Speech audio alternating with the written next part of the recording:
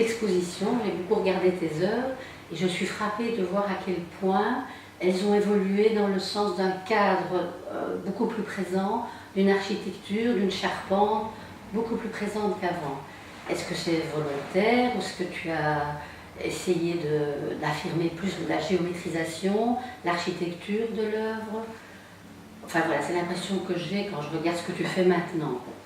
Tu étais plus intimiste avant. Oui, mais je crois que c'est juste ce que tu dis. Je reconnais ça. Et ce besoin, oui, c'est vrai que j'ai eu ce besoin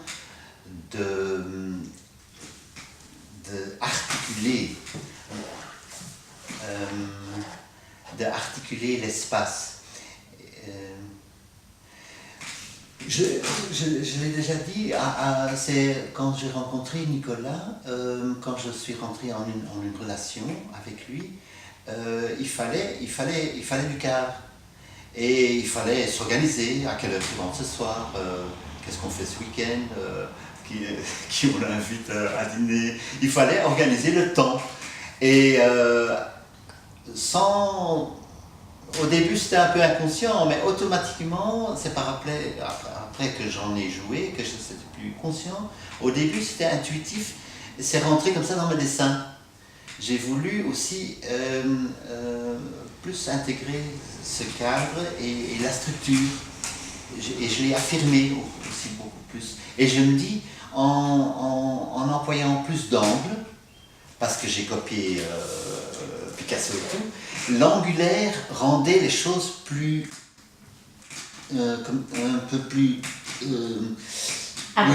abrupte, articulée, un peu comme la danse macabre, donc tu vois, on entend ça.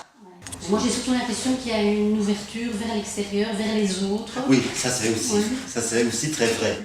J'ai l'impression que tes personnages sont moins qu'avant dans un espace confiné, qui sont plus tournés vers l'extérieur, comme s'ils avaient plus de liberté, oui. Ce qui peut être peut-être paradoxal. Non, mais je me reconnais dans ce que tu dis, parce qu'avant c'était moi, et alors le monde un peu hostile, voilà. Vaste. Et dans mes dessins aussi, c'était moi et encore moi, tu vois, c'était très égo, et moi je tournais dans mon caca, si tu veux. Enfin, je faisais dans moi-même, oui. Et alors il y avait le reste. Oui. Et donc là aussi, le cadre était moins présent. Et c'est dans la relation d'abord avec Nicolas, oui. Que je me suis rendu compte de moi dans la relation avec l'autre.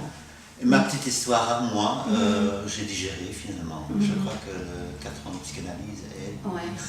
C'est un peu ça que ça exprime. Je crois aussi, inconsciemment, tout ça, hein, c'est pas une ligne droite. Hein. Oui. Ça avait beaucoup de méandres et de recherches. Et beaucoup de choses qui se font comme ça, intuitivement. Hein. Donc le vécu a évolué à l'intérieur de tes personnages. Aussi, hein. Ouais. Aussi. Oui. Donc c'est toujours le même personnage, mais les œuvres sont très différentes si on se reporte, je sais pas, 10, 15 ans en arrière. Oui, c'est vrai, c'est vrai. Et il y a 10 ans, il y avait aussi ma dépendance à l'alcool et aux drogues qui me renfermait dans ton cocon. Oui. Qui était un cocon. Pas très cocon, qui était un cocon. Non, et c'était un danger. Et heureusement, c'était, thanks God, on dit, c'était un miracle. Merci le bon Dieu. Oui. J'en suis sorti et j'en suis très content. Mais c'était un vrai danger. La pression du succès. Ouais. Et je suis pas le seul. Hein. Il faut être fort pour porter ça. Hein. Et tu peux expliquer un peu cette pression? Tu voulais toujours faire la même chose ou on te poussait à... Oui, il y avait de ça, et j'avais tendance à me répéter, oui, à répéter les succès. Oui, encore, aime-moi, encore. Donc on fait la même chose, mais c'est un straat zonder einde, c'est une rue sans issue. Ouais. Et que dire encore?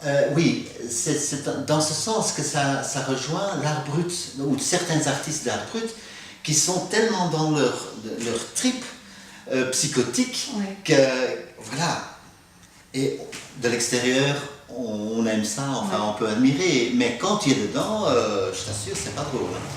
Au début, on pensait beaucoup à l'art brut en regardant tes dessins, tout en se disant, mais il n'est pas de l'art brut, tu n'es pas de l'art brut puisque tu ne réponds pas aux critères. Est-ce que tu as vis-à-vis de tes œuvres un peu le même rapport que Dubuffet avait? Dubuffet faisait de l'art brut, Oui, c'est lui qui a créé le concept, mais il n'était pas dans l'art brut non plus. Non. Puisqu'il avait toute sa culture. Oui. Est-ce que toi, c'est un peu une même... Oui, parce que il me fallait, je me suis tourné vers Dubuffet et d'autres artistes bruts pour me défaire de cette éducation académique. Hein, c'est Lucas Van Zeveren, mes exemples. Aussi intéressant que c'était, il me fallait quand même me trouver moi, ma voix à moi. Au lieu de faire des copies de maîtres. Et c'est dans cette recherche que je me suis intéressé à l'art brut, pas au style du Buffet, mais j'ai lu tous ses écrits. Et ce que je retiens de lui, c'est qu'il recherchait des supports, par exemple, non traditionnels pour travailler, qui lui donnaient de la résistance, qui provoquaient des accidents. Et il y avait aussi le côté jeu dans toute son œuvre qui m'intéressait. Il cherchait la difficulté. Oui, la résistance, la difficulté et le jeu. Ça m'a beaucoup plu. Chez Dubuffet, mais il y avait aussi le côté jeu, le côté enfantin et le côté spontané des cobras qui m'ont intéressé. Tu vois, ces deux-là m'ont aidé à trouver une voix propre, si tu veux.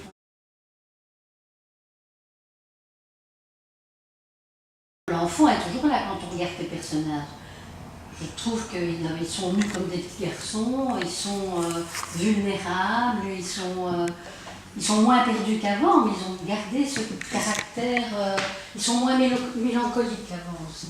Mais ils ont gardé ce caractère enfantin. On est des petits bonshommes, on est là, on ne sait pas trop pourquoi. Ils nous regardent et ils nous questionnent, beaucoup plus que nous. C'est eux qui nous questionnent. Mais c'est moi, hein, c'est mon portrait, c'est moi qui me met... voilà, c'est mon miroir. Hein. C'est ton miroir. Parce que finalement, qu'est-ce qu'on fait là? On est né, on meurt, et entre-temps, qu'est-ce qu'on fait là? Oui, ça c'est l'éternel.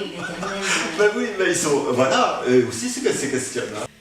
Maintenant, tu fais aussi des arbres, tu fais aussi du... Qui eux aussi se disent, mais qu'est-ce qu'on fout là, hein? Donc il y a une dimension toujours un peu insolite que tu as essayé de garder. Quoi. Oui, parce que c'est pas évident d'exister. Non, c'est sûr. Mais le fait de chercher la difficulté, de chercher d'avoir une technique un peu volontairement hésitante, parce que j'ai remarqué que ton dessin était parfois dédoublé, tu corriges, tu laisses parfois transparaître les corrections. Ça donne un caractère vulnérable à ce que tu fais, un caractère... Oui, ton de force. Imparfait. Durf te maken. Oui, c'est une grande liberté. Oui. J'aime bien qu'un dessin soit dense, dans la façon et dans le sujet. Le sujet est volontairement simplifié pour, au contraire, avoir une densité. Un peu comme un haïku. Tu vois, les haïkus, je ne sais pas leur structure, mais ils sont très denses et à la fois simples. Ils disent beaucoup. Et ils sont très simples. Et dans ce sens, je rejoins ce genre de poésie. Et alors la technique, oui, pour en revenir à la technique. Et quand tu abordes un dessin, tu l'abordes comment? Tu fais un contour d'abord quand tu es en face de ton support. En général, pour les grands formats, pour les grands formats, c'est la mise en place. C'est la mise en place. En petit format, je fais ce genre de... Tu vois, c'est plus spontané alors. C'est toujours c'est des- structuré et architecturé. C'est des griffonnages qui n'ont pas de sens, mais simplement c'est pour sentir le contact du matériau sur le papier. Souvent je dessine avec la pierre noire qui est un peu rugueuse, qui est un noir très velouté et qui contraste très fort avec le blanc du papier. Et Ça alors, c'est important pour toi que tu continues de faire des choses comme ça. oui, ce sont des... C'est une mise en manière de s'échauffer. Oui, Quoi. oui, et de me libérer l'esprit. Et alors viennent des... Mais tu libères les espaces aussi, parce que Oui, c'est oui, oui, important oui, pour il faut- les fameux espaces négatifs dont on parlait Oui. tout à l'heure. C'est important apparemment ces espaces qui sont entre les figures. Ça aide peut-être. Oui, parce que ça aide à respirer et oui, respirer. C'est ça ce mouvement, hein, entre plein et vide. Ouais. Surtout, il faut garder l'intensité, la volonté, l'agressivité. Enfin, c'est ce que je dis, hein. J'ai envie d'être... J'ai une agressivité à me manifester comme ça, tu vois. La volonté de m'affirmer, de dire je suis là. Ouais. En dessin et en gravure particulièrement. Tu vois? Parce que les gravures sont importantes aussi, plutôt. Tu en as fait quand même beaucoup. Ici, j'en ai sorti quelques-unes, tu vois. Ça fait un peu de bruit. Tu vois, ce sont des grandes plaques de cuivre. Hein. Je travaille toujours sur cuivre parce que c'est un Mais matériau. là, la résistance est maximale. Là. Elle est plus forte. Ouais. Hein. Oui. Et j'aime bien la résistance. C'est un dialogue, si tu veux. Hein. Avec le matériau, Oui, avec oui. le support. Et aussi, donc je travaille, c'est une taille directe, c'est de la pointe sèche, donc je travaille directement dans le cuivre, je ne passe pas par des vernis. Hein. L'eau forte, Oui, c'est d'abord du tout à vernis fait, et ouais. on fait le creux par la scie. Ici, c'est la taille directe. Et il y a beaucoup d'accidents de lignes, des rapages, parce que l'aiguille est mal taillée. Mais je me dis, ça fait partie du processus et je le montre aussi. Ouais. En dessin aussi, ça ne me dérange pas de gommer, de reprendre, voilà. Ça fait partie de la technique, tu vois. Mais c'est aussi une manière de se dire, eh bien, j'existe et j'existe comme je suis, comme j'ai envie d'exister. Je n'ai rien à cacher. Et voilà, c'est ça, oui. Je n'ai rien à cacher. Et ça, c'était peut-être moins vrai avant. Les dessins d'avant étaient plus introvertis. Sans doute. Ils étaient beaucoup plus introvertis. Moi, je le sens comme ça. Mais tu viens aussi d'une famille qui n'était pas une famille d'artistes. Oui. Peut-être c'était plus difficile de s'affirmer ou bien il n'y avait jamais eu ce problème, non? Tu n'as jamais eu ce problème Très tôt, quand même, mes parents m'ont porté. Hein. Ah, plutôt poussé. Oui. Enfin, poussé, c'est un grand mot. C'est un grand parce mot, que oui. papa me suggérait quand même de faire l'histoire de l'art, l'architecture. Il n'était pas contre le fait Non, à la base, il n'était pas contre. Dans la Il y a peu d'artistes. Il y a peu d'artistes. Beaucoup sont rentrés dans le commerce, parlent d'efficacité et de performance, enfin Par de rapport à concurrence. eux, c'est peut-être plus difficile. Oui, on m'appelle l'artiste. Ah oui. Donc, je lui fais, mais c'est pas toujours gentil quand on dit l'artiste. Mais donc c'est d'autres valeurs, toi tu as d'autres valeurs par rapport à eux, c'est autre chose. Quoi. Oui, mais j'ai quand même beaucoup appris de leur valeur à eux. De leur valeur, leur efficacité. Oui. Ça me sert aussi d'être efficace dans mes dessins. Oui. Pourquoi pas? Et puis pour te positionner dans ce monde artistique qui est quand même pas... où il faut faire attention. Il faut faire attention quand on expose dans une galerie, tout ça. Oui, tout ce monde... Il faut apprendre à... fric, pouvoir, oui. je le connais. Donc ça par rapport au pouvoir, oui. On va pas rentrer dans le détail. J'aime bien cette expression... Quoi? Quand j'ai commencé à faire de l'art, je n'avais pas comme les autres la faculté d'entrer dans un habit, je devais me faire moi-même par rapport à tout ça. Oui, ma jeunesse me présentait la vie et des modèles. Hein. Enfin, pas des modèles, c'était un modèle, hein. Papa, maman et les enfants. Puis, et moi, je ne rentrais pas là-dedans. Non. Et c'était une période très difficile. Il faut pas s'apesantir, mais ça a peut-être laissé des traces dans ce que ça m'a obligé, la sensation d'être isolé, Oui. de nouveau, d'être tout seul, outcast, hors jeu. Quoi. hors jeu. Hors Oui. jeu, c'est plus Oui, juste. très tôt j'ai vécu ça. Oui. Et c'était mon moteur. Et ça a du c'est à la fois une force et une faiblesse, quoi. Mais oui, et là il y a deux choix. Ou bien tu sombres, Oui. ou bien Oui. tu sors tes couilles Et tu en veux, quoi. Oui. Et je crois, et ça, j'ai eu la chance de trouver mon énergie de base pour y aller. Et donc ça a quand même donné ce langage à la fois, je dirais, mélancolique, mais affirmatif et très, Je crois. très, je ne sais pas dire autrement. Oui, Toutes les choses sont dites Oui. noir sur blanc, d'une manière énergique. Voilà. Il y a beaucoup d'énergie dans ce que tu fais. Pour toi, la couleur, bon, il n'y en a pas toujours de la couleur. Dan Van Zeveren Ouais. me disait parfois, tu es parfois un peu frivole. À l'époque, je trouvais ça Pour Louis, peut-être. allez, comment dire, Un défaut. un défaut. Mais maintenant, je porte ça comme une qualité. Ah oui. Maintenant, tu te dis, je peux me le permettre. Mais oui, Ouais. la couleur donne un peu de douceur quand même. Tout à un peu fait. de De gaieté, la de lumière légèreté, aussi. de De la lumière, oui. Mais tu reviens quand même toujours au noir et blanc. Ça, c'est la base. Hein. Oui. Ouais. Et aux valeurs rugueuses et minérales quand même, puisque c'est fusain. Enfin, il y a de l'aquarelle parfois. Oui. Il y a de la craie aussi. La craie, Le pastel. le craie, l'aquarelle. Donc tu es quand même toujours dans le rugueux, mais velouté aussi. Oui, c'est pour ça que j'aime bien travailler sur Oui. du papier, sur un fond dur. Je déteste les Ouais. tremplins des Tout ce qui toiles. est lisse. Tout ce qui est lisse. Oui, Ouais. tous les liquides. Oui, Tout ce qui l'aquarelle est c'est liquide, mais fluide, oui. j'aime pas la peinture à l'huile, par Oui. exemple. C'est pas ton truc, quoi. Non, Ouais. non. J'aime bien du dur Ouais. et j'aime bien me cogner de Ouais. nouveau. Hein.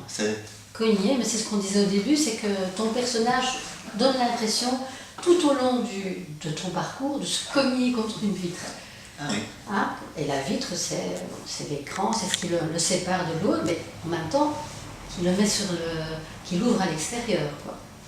Ah, Toi, moi, je ressens ça comme ça, mais peut-être pas. ça me fait penser aux Oui. vitres. Francis Bacon mettait toujours des vitres devant ses tableaux. Oui, Pour tout à justement fait. créer ces distances. Et il créait aussi des architectures. Oui. Il mettait son personnage, Oui. sa figure dans Oui. une espèce Oui. d'arrangement Oui, très- architectural. oui, ça m'avait toujours interpellé cette façon. Ouais. Oui, oui. Parfois, je me mets en transe, c'est-à-dire que j'ai plus ou moins une image en tête que je répète. Pourquoi répéter? Pas seulement comme ça pour répéter, mais pour arriver au moment où je perds le contrôle. J'ai plus ou moins cette image en tête, je me tiens à cette image, je la répète, et puis vient un moment, après 2, 3, même parfois 10 versions, les formes se mettent en place malgré moi. Le dessin se fait. C'est plus moi qui gère.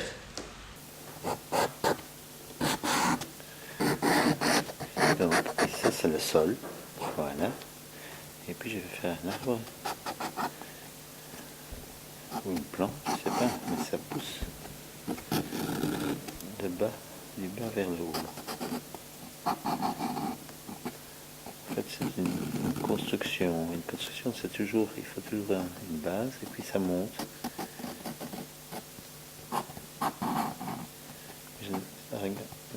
Ça c'est trop haut, tu vois. Alors je reprends la ligne. Et puis il ne faut pas que ce soit trop raide non plus, parce que ça doit être organique, ça doit pousser naturellement, comme ça. Voilà. Ça c'est une plante. Hein. Et puis je vais faire une autre plante à côté. Mais une plante d'un autre genre. Peut-être avec un tronc. Ah oui, maintenant je ne fais pas comme j'ai dit, mais un tronc un peu plus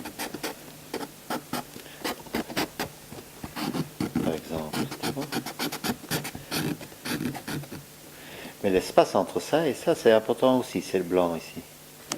Parce que ça, il faut que ça respire. Il ne faut pas qu'ils s'étouffent l'un l'autre. C'est comme un couple, hein. Il faut laisser l'autre respirer, parce que sinon, il va devenir méchant. Ça, c'est une plante d'un autre caractère. Bon. Parce qu'il y a des plantes de tout genre. Hein. Il y a des grosses, des rondes, il y a aussi des plantes angulaires et un peu épineux. Voilà. Ça, c'est une deuxième plante. On peut faire une troisième à côté, un peu ronron. Un peu ronron. Un peu ronron. Tu vois, avec des genres de fruits.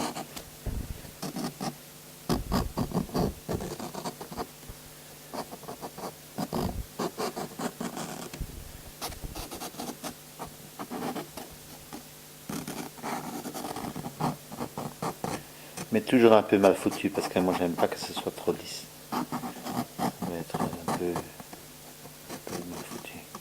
Et tu vois, moi j'aime bien le contact du fusain. Ici c'est du fusain sur ce papier. Ça donne ce côté un peu maladroit, un peu angulaire. Je mets assez bien de force pour avoir une griffe bien marquée. C'est ma volonté de m'affirmer aussi, je crois. Et puis ça permet, ça m'ouvre au risque, je prends du risque. Et le risque fait des accidents, des imprévus. Et ça, c'est toujours bien. Oui, et puis je fignole, moi je... Voilà, et comme ça je m'amuse pendant des heures parfois. Hein. Et des choses viennent, quand je suis dans le travail, les choses viennent à moi. C'est pas le plus que je travaille, le plus que je rentre dans un sujet, le plus que je lâche le contrôle. C'est les dessins qui se font un peu malgré moi. Et je mets parfois une bougie, alors je me dis ça c'est le Saint-Esprit qui m'inspire. Bon, voilà, on y est.